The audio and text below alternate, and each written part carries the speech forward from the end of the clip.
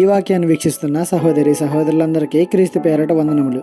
ఈరోజు వాక్యం ద్వారా దేవుడు మనతో చెబుతున్న మాట: నీ వెలుగును నీ సత్యమును బయలుదేరజేయము, అవి నాకు త్రోవ చూపును. కీర్తన గ్రంథము 43వ అధ్యాయము 3వ వచనము.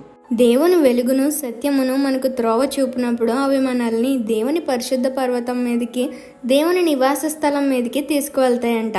దేవుని వాక్యం వెలుగు. ఆ వాక్యం దేవుడు మన కోసం పంపాడు. ఇదిగో మన చేతుల్లో ఉన్న ఈ బైబిలే మన జీవితాలకు వెలుగునిచ్చేది, మనల్ని సర్వసత్యంలోనికి నడిపించి దేవుని వద్దకి చేర్చేది. బైబిల్ మొత్తం ధ్యానించేసి మేధావులైపోయి ఆ సత్యమును అనుసరించక జీవిస్తే ఇక నీవు చీకటి సంబంధివి, వేషధారివే. కాబట్టి అజాగ్రత్త వద్దు దేవుని వాక్య విషయంలో. ఎంతవరకు అడిగేవారిగానే కాదు, దేవుని కోసం బ్రతికేవారిగా, ఆయన అనుకున్నట్టు జీవించేవారిగా కూడా ఉండాలని మరొకసారి గుర్తు చేసుకోండి. ఈ చిన్న సువార్త పరిచర్యలో మీ సహోదరులు. God bless you. ఆమేన్.